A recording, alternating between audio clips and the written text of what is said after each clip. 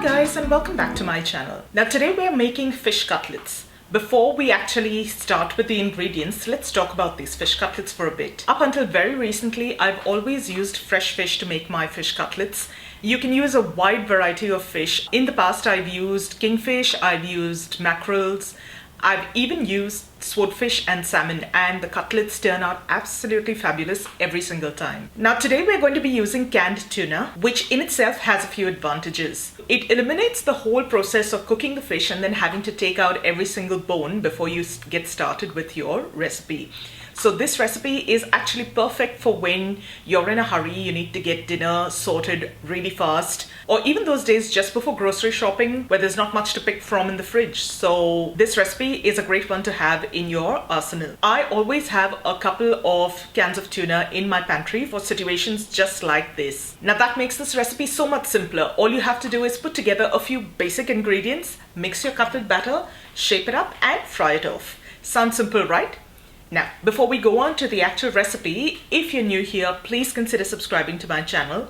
And once you do, go ahead and click that little bell icon right next to it so that you get notified every time I upload a new video. Now, this recipe is really simple, but it's so versatile.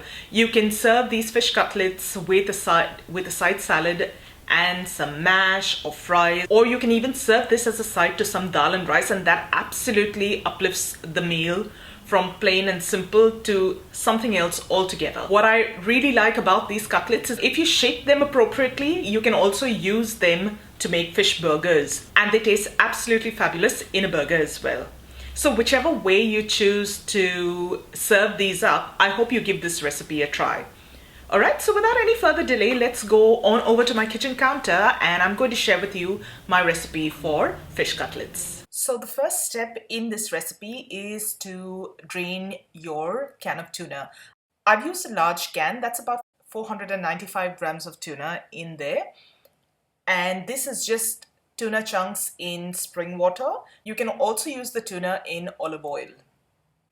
You're going to drain out all that excess liquid from the can first and discard that. And then I just tip over all the contents of the tin into a little strainer over a bowl so that all that excess liquid drains off. Your next stage is soaking the bread. So I've just got a little bowl of water at room temperature and I've put in 2 slices of bread, and I'm going to leave this to soak while I get the rest of my ingredients prepped. Now, making your cutlet batter is as simple as assembling a few of these very basic ingredients. I'm going to start by squeezing through any of that excess liquid that's left in the tuna and add that to a large mixing bowl. And I'm just going to make sure that the fish is flaked and that there are no overly large chunks left in that bowl so that all the ingredients mix through well. Once I'm happy with that, I'm going to add the bread to that mix. Squeeze out all of that liquid. You don't want any extra liquid in your cutlet batter. So I'm going to gently squeeze all that liquid out of the bread. And I'm going to crumble that bread into really fine bits into that mixing bowl.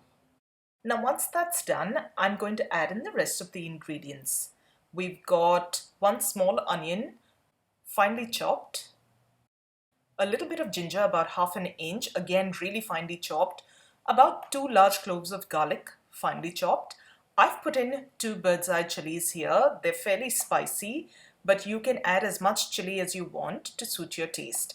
And I've got a little bit of chopped coriander, that's fresh coriander leaves and stalk, and I'm going to add them all to the mixing bowl. Next, you're going to add a little salt to taste and 1/4 teaspoon of black pepper powder, between ½ and 1 teaspoon of Kashmiri red chili powder or any other mild chili powder, and about ½ teaspoon of turmeric powder. Now I'm going to start off by cracking in 1 whole egg into the mix, and I'm going to mix everything up and check and see if the batter needs a little more moisture, and if it does, I'll add a little more egg at that point. With clean hands, you're just going to mix everything together so that all the ingredients are thoroughly incorporated. Once everything has mixed through well, I like to just form a rough cutlet sort of shape in my hand. Now I can see that it's forming, but when I press it down to flatten it, It's still very dry and has the tendency to crumble when I try to flatten it. So I'm just going to add another egg in there to hold everything together well. And you're going to mix everything again to incorporate that well.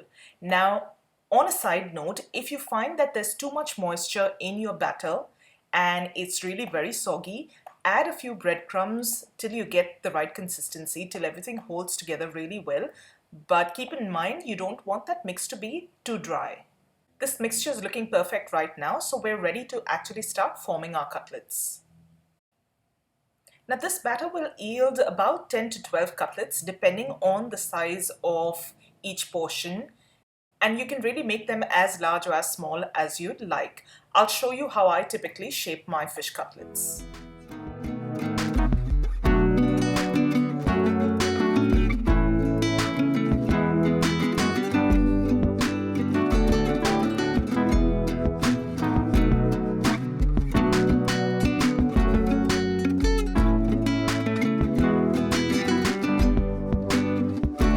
Stage is to coat your cutlets with some breadcrumbs.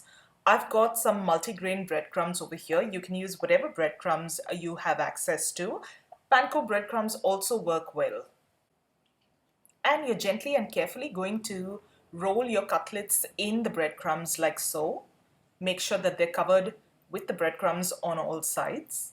So in this manner, I'm just going to coat all of my cutlets in the breadcrumbs. At this point, if it loses a little shape, you can correct that shape before you fry it off. I've got a pan heating on some medium heat, and once the pan is hot, I'm going to add in some cooking oil. And once that oil has heated, carefully place the fish cutlets in your pan. I would recommend frying the cutlets as soon as you've added the breadcrumbs to them, because if you leave them to stand, the breadcrumbs absorb the moisture from the cutlets and may get a little soggy. If you find that has happened to your cutlets while you were dipping the rest of them in the breadcrumbs, simply dip those cutlets in the crumb once again and place directly in your pan. And you're going to fry these cutlets off for a couple of minutes on each side or until they reach a beautiful golden brown color. Now once the bottom layer has cooked through and you see it has achieved a nice golden brown color, you can flip the rest of the cutlets over and cook them through on the second side as well. At any point, if you find that your pan is too dry, you can add a tiny bit more of oil into the pan so that the cutlets cook off well. Now once your cutlets have cooked off on both sides, I'm happy with the coloring that I've got on my cutlets. You're simply going to just take them off the heat and continue frying the rest of your cutlets in this manner. And that's my quick and easy and ever so delicious fish cutlet recipe for you. I hope you enjoyed today's recipe. If you did, don't forget to give this video a thumbs up and share it with family and friends that you think might enjoy it too. As always, I'll leave a link to the recipe down in the description box below so that you can follow along. Let's crack into one of these cutlets so that I can show you what the inside looks like. The crust from the breadcrumbs is absolutely divine, and you can actually hear that light cracking when you break these open. And inside you've got all those beautiful spices and other ingredients flavoring that tuna so beautifully. What's great is that you get that exterior crunch without using any of that moisture and tenderness from inside the cutlet. The spices come through really well, and remember, we like our food spicy, so I've added that extra bit of red chilli that you can see peeking through here, along with those green specks of coriander that flavors it beautifully. So when you're making this recipe, please don't leave out that coriander. It adds that extra something to this recipe that just simply takes these cutlets to the next level. So if you do try this recipe out, I'd love to see how it turns out.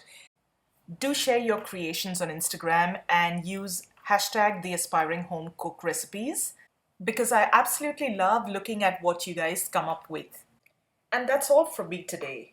Thank you so much for joining me today, guys. I'm going to see you really soon with another delicious recipe. So till then, take care. Bye.